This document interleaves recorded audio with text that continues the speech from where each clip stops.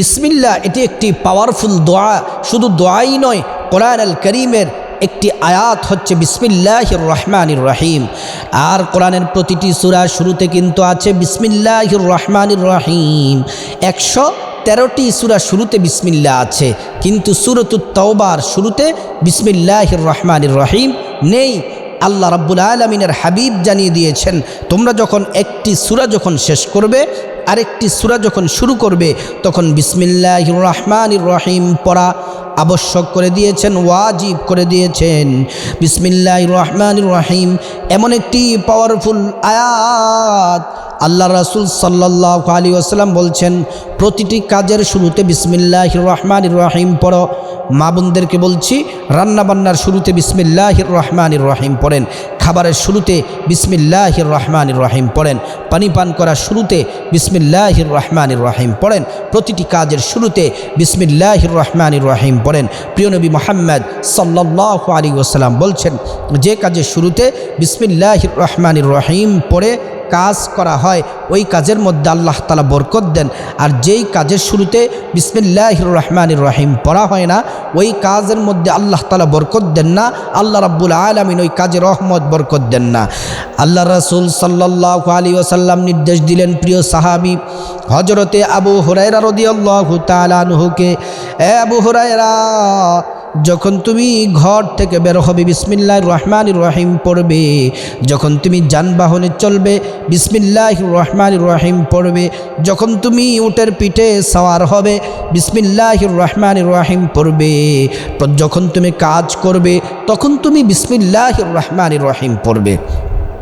প্রিয় নবী মুহাম্মদ সাল্লাল্লাহু আলাইহি ওয়াসাল্লাম বলছেন, খাবারের শুরুতে বিসমিল্লাহির রহমানির রহিম পড়ে তোমরা খাবার শুরু করো।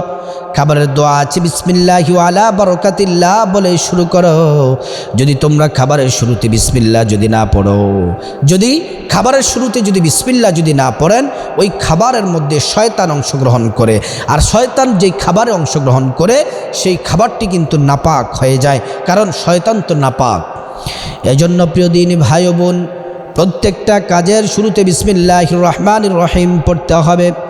আল্লাহ রাসূল সাল্লাল্লাহু আলাইহি ওয়াসাল্লাম বললেন, যে ব্যক্তি বিসমিল্লাহির রহমানির রহিম সকালে 19 বার, বিকালে 19 বার বিসমিল্লাহির রহমানির রহিম পড়বে, এবং প্রতিটি কাজের শুরুতে বিসমিল্লাহির রহমানির রহিম পড়বে, জাহান্নামে মেন দারোয়ান ফেরেশতা আছে 19 জন।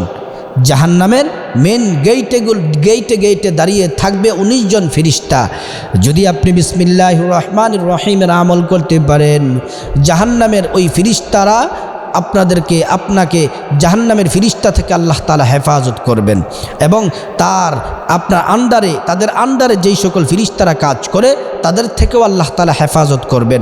তার মানে কি, জাহান্নাম থেকে আল্লাহ রাব্বুল আলামিন আপনাকে হেফাজত করবেন। প্রিয় নবী আরও বড় চমৎকার সুসংবাদ দিয়েছেন, যারা বিসমিল্লাহির রহমানির রহিম আমল করবে, আল্লাহর নবী সাল্লাল্লাহু আলাইহি ওয়াসাল্লাম বলছেন, আল্লাহ পাক তাদেরকে আল্লাহ রাব্বুল আলামিন হাউজে কাউসারের পানি পান করাবেন। নবীজি বলছেন, যারা বিসমিল্লাহর আমল করবে, হাউজে কাউসারের পানি তাদেরকে পান করানো হবে। হাউজে কাউসারের পানি তো এমন পানি, এক ঢোক পানি পান করলে 40 বছর আপনার পানির পিপাসা লাগবে না। সুবহানাল্লাহি ওয়া বিহামদিহি। আল্লাহ রাসূল সাল্লাল্লাহু আলাইহি ওয়াসাল্লাম আরও বলছেন, বিসমিল্লাহির রহমানির রহিমের মধ্যে 19টি অক্ষর আছে। তাফসীরের কিতাবের মধ্যে এসেছে, কেউ যদি বিসমিল্লাহির রহমানির রহিমের আমল করে 19 ঘন্টার গুনাহ আল্লাহ তাআলা মাফ করে দিবেন। আর বাকি থাকে 5 ঘন্টা, 5 ওয়াক্ত নামাজ যদি কেউ পড়ে, তাহলে বাকি 5 ঘন্টার গুনাহ আল্লাহ তাআলা মাফ করে দিবেন। বিসমিল্লাহর আমল এবং 5 ওয়াক্ত নামাজ যদি আল্লাহর কোনো বান্দাবান্দি নিয়মিত আমল করে, আল্লাহ তাআলা 24 ঘন্টার গুনাহ আল্লাহ রাব্বুল আলামিন মাফ করে দিবেন। তো বিসমিল্লাহির রহমানির রহিম পড়ে আপনি গায়বী সাহায্য লাভ করতে পারবেন। আপনাকে আল্লাহ তাআলা গায়বী সাহায্য দান করবেন যদি আপনি বিসমিল্লাহির রহমানির রহিমের আমল প্রতিটি মুহূর্তে যদি আপনি করেন। কেমন করে আল্লাহ তাআলা গায়বী সাহায্য লাভ করেছিলেন? একজন নারী, মহিয়সী নারী, বিসমিল্লাহর আমল করার কারণে তিনি গায়বী সাহায্য লাভ করেছিলেন। তিনি প্রত্যেকটা কাজের শুরুতে বিসমিল্লাহির রহমানির রহিম পড়েন, কাজের শুরুতে পড়েন, খাওয়ার শুরুতে পড়েন, ঘুমের শুরুতে পড়েন, রান্নাবান্নার শুরুতে ওই নারী নামাজ পড়তেন এবং পাশাপাশি বিসমিল্লাহির রহমানির রহিমের আমল করতেন। কিন্তু তার স্বামীটা ছিল খুব খারাপ, মদ পান করত, জুয়া খেলতো, স্ত্রী নামাজ পড়তো সেটা স্বামী সহ্য করতে পারত না, বিসমিল্লাহর আমল করত সেটাও স্বামী সহ্য করতে পারত না। স্ত্রীকে কিভাবে অপমান করা যায়, কিভাবে শায়েস্তা করা যায়, এবার আপনার ফাঁদ আটলো, ফন্দি আটলো। কি করলো স্বামী?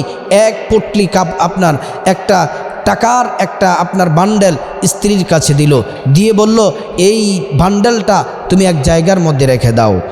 এবার স্ত্রী সরল মনা, এবার আল্লাহর উপর তাওয়াক্কুল রেখে বিসমিল্লাহির রহমানির রহিম পড়ে এবার যে টাকার যে বান্ডেল আছে এই বান্ডেলটা একটা জায়গায় বিসমিল্লাহির রহমানির রহিম পড়ে রেখে দিলেন।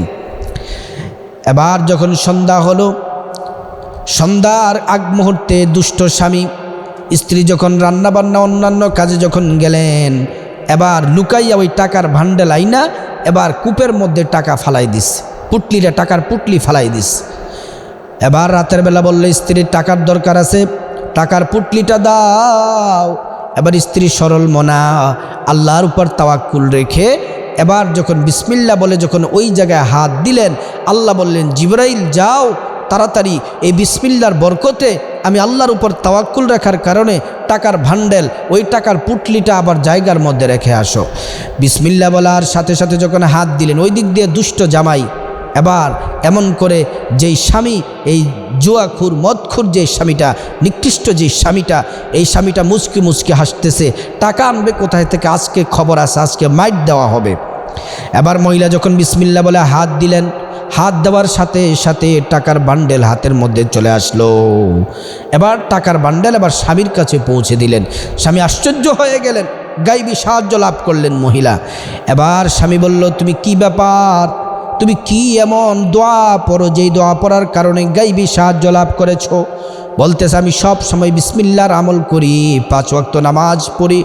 বলতেছে আমি তোমার সাথে একটি সত্য কথা বলতে চাই, আমি টাকার বান্ডেল যখন তুমি রাখছো, টাকার বান্ডেলটা টাকার পুটলিটা আমি তো কূপের মধ্যে ফালাই দিছি, কিন্তু তুমি যখন আবার বিসমিল্লাহ পরে যখন রাখছো ওই টাকার বান্ডেল আল্লাহ তাআলা গায়বীভাবে তোমাকে দান করেছেন। আমি আজ থেকে স্বামী ওয়াদা করলাম মদ জুয়া সব ছেড়ে দিলাম, আজকে থেকে ভালো হয়ে গেলাম। স্ত্রী বলল আজ থেকে 5 ওয়াক্ত নামাজ পড়ুন, বিসমিল্লাহর আমল করুন, আল্লাহ তাআলা সংসারে আল্লাহ তাআলা সাহায্য দান করবেন, সংসারে আয়ুন্নতি হবে, আল্লাহ তাআলা আপনাকে ক্ষমা করে দিবেন। তাই আসুন আমরা বিসমিল্লাহর আমল করি, আল্লাহ তাআলা আমাদেরকেও এই বিসমিল্লাহর আমলের কারণে আল্লাহ তাআলা আমাদেরকে গায়বী সাহায্য দান করবেন।